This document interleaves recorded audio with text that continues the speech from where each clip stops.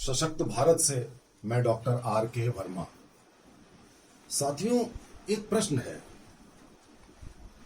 कि क्या भारतीय संविधान भारतीय संस्कृति, सनातन संस्कृति, हिंदू धर्म के विरुद्ध है?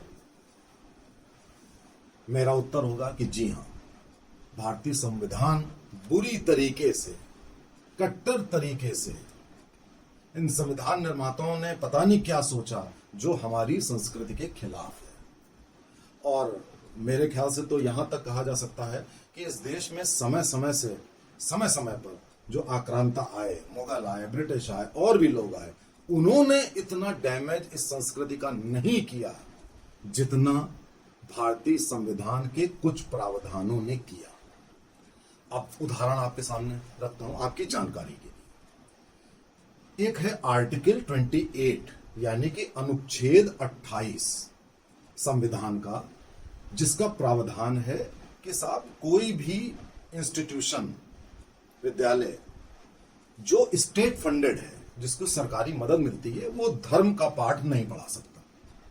चलिए मान लिया, कोई दिक्कत नहीं है कि वैसे तो कोर्ट में गीता की शपथ ली जाती है, लेकिन आप नहीं चाहते, ठीक, एग्रीड। लेकिन बात यहां तक नहीं थी। आपने उसी के दूसरे प्रावधान में 28 में यह बात कह दी कि यह बात रिलीजियस ट्रस्ट और बाकी माइनॉरिटीज के लिए यह बात सही नहीं, यह प्रावधान नहीं। अब उसका परिणाम क्या हुआ कि आपने आसाम में 600 मदरसे, उत्तर प्रदेश में 500 मदरसे, पूरे भारत में हजारों मदरसे खुले और आपने उसको फंडिंग भी दे दी।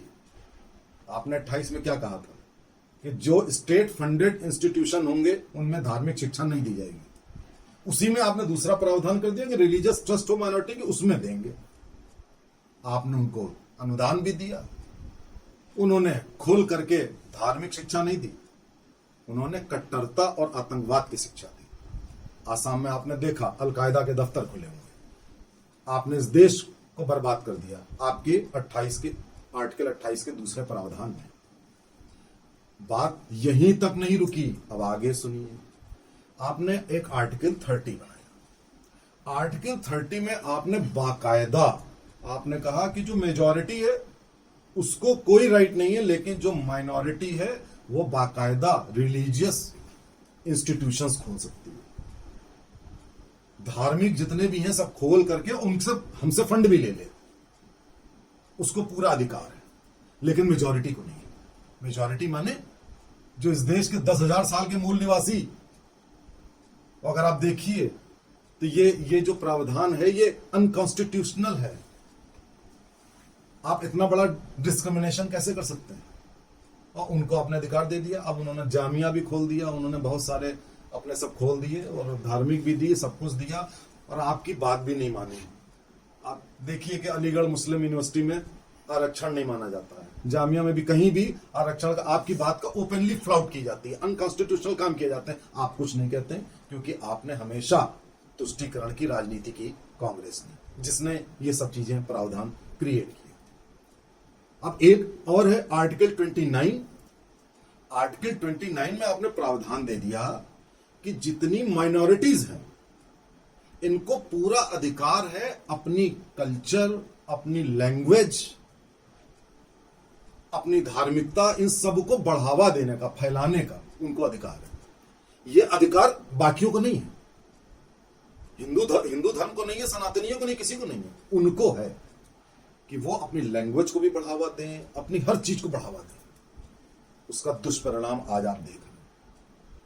उसका दुष्परिणाम आज ये हो गया है कि हर जगह, चाहे वो हरिद्वार हो, चाहे जहां भी हो, वही संस्कृति, बकरा काटने की, मुर्गा काटने की, वही संस्कृति फल फूल रही है। आप चुपचाप बैठे हो। बात यहां तक नहीं है। अब मैं आपको बताता हूं आर्टिकल 25 के बारे में। आर्टिकल 25 में यह प्रावधान है कि आप अपने धर्म का to practice, preach and profess, आपने धर्म का विस्तार भी कर सकते हैं, प्रैक्टिस भी कर सकते हैं, प्रोफेस भी कर सकते हैं, फैला भी सकते हैं अपने धर्म का, क्योंकि आपको मालूम था आपको मालूम था कि सनातन धर्म तो इस देश की कड़कड़ में है, हमको फैलाने की जरूरत नहीं। आपको था कि इन सब लोगों को फैलाने दो, ये हमारे वोट बैंक बनेंगे। आपको नहीं मालूम है कि वो वोट बैंक बन के कुछ दिनों तक तो आपको सत्ता दे देंगे, और जब पूरी डेमोग्राफी बदल देगी तो सबसे पहले आप ही को लात मार के भगाएंगे। लेकिन आप इतने शॉर्ट साइटेड थे कि आपने सोचा कि उनको फलने फूलने दो, उनके वोट बैंक बनने दो, इन लोगों की परवाह करने की जरूरत नहीं, इनको तो जातियों में विभाजित कर दो, इनको तो खत्म कर दो। आपका ये मंशा था। और उसके बाद आपने क्या किया? आर्टिकल 25 के इस सेकंड पार्ट में आपने क्या किया? आपने कहा कि गवर्नमेंट जो है वो धार्मिक स्थलों का संचालन और फाइनेंसेस अपने हाथ में ले सकती। अच्छा ठीक है, अब आपने क्या किया? किसका संचालन लिया? सारे मंदिरों का। आपने लाखों मंदिरों का संचालन अपने हाथ में ले लिया, उनके फंड्स अपने हाथ में ले लिए और कह दिया कि वो तो फंड्स का सही यूज नहीं कर रहे थे। अरे भाई, तो क्या आप कर रहे हैं सही यूज? आप क्या मानवता के कार्य कर रहे हैं? आप तो अपने ही जो ये भौकाल संस्कृति है राजनीतिक, उसके लिए कर रहे हैं, अपना बजट पूरा करने के लिए कर रहे हैं। दूसरा, क्या आपने चर्चों का, मस्जिदों का संचालन लिया अपने हाथ में, उनके फाइनेंसेस लिए? साथियों, कितना बड़ा दुरुपयोग किया कि आर्टिकल 25 के दूसरे प्रावधान से आपने मंदिरों का अधिग्रहण कर लिया। आर्टिकल 28 के दूसरे प्रावधान से आपने मदरसों को फंड देकर के पूरी मदरसा संस्कृति फैला दी, आतंकवाद फैला दिया।